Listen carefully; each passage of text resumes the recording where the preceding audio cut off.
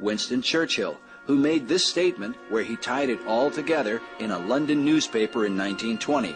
He said, "From the days of Spartacus Weishaupt to those of Karl Marx to those of Trotsky, this worldwide conspiracy for the overthrow of civilization has been steadily growing. It played a definitely recognizable role in the tragedy of the French Revolution.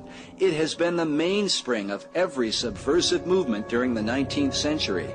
And now, at last, this band of extraordinary personalities from the underworld of the great cities of Europe and America have gripped the Russian people by the hair of their heads and have become practically the undisputed masters of that enormous empire."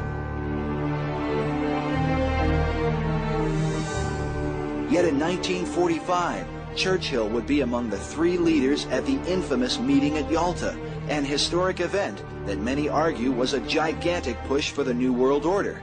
Is it possible that somehow Churchill's youthful convictions changed 25 years later? For now he would sit in support of the very movement he sought to expose. The Soviet Union, under the bloody leadership of Joseph Stalin, was given power over half of Europe, a decision that would later lead to the murder of countless millions. It is said this was largely due to the efforts of Franklin D. Roosevelt.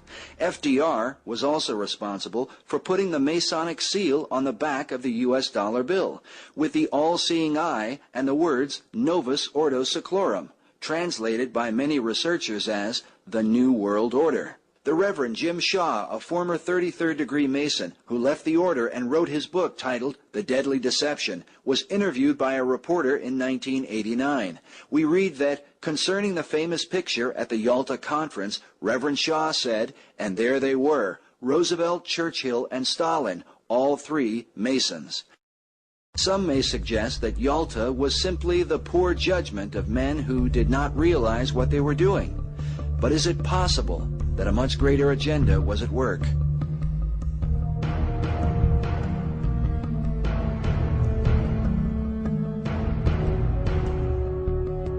In 1830, Adam Weishaupt died at the age of 82.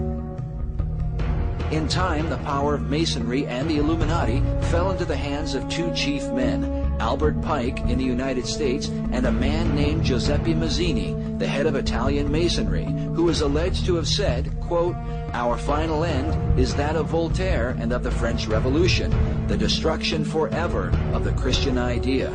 Together, Pike and Mazzini devised a diabolical plan to finally bring about the New World Order. In 1871, Mazzini issued a letter in which he outlined the final three-part plan for ridding not just Europe, but the entire world of Christianity, bringing it under the illuminated dictatorship of Luciferianism. Here in Washington, D.C., beneath a statue of Albert Pike, author William T. Still explains the contents of this remarkable letter. This was a letter that was written by the head of European Masonry, a man by the name of Mazzini, who wrote it to Albert Pike about 1871. It was in the British Museum for a number of years on display, so we know it existed. It's now disappeared, incidentally. The subject of the letter was to try to figure out a way to finally get humankind to give up their cherished concept of nationalism and finally give in to the New World Order internationalist construct. The letter called for a series of 3 world wars. The first war would be to depose the Tsar in Russia so they could create an experiment in the control of populations, have a nation to do that in. Then the Second World War would allow this new nation to take control of Europe. Of course, they only got half of Europe, but that was the best they could do under the conditions after World War II. Then the Third World War would be between the Jews and the Muslims and would bring about the Battle of Armageddon, and would finally make mankind so sick of warfare that they'd give up their cherished concept of nationalism and give in to the New World Order concept.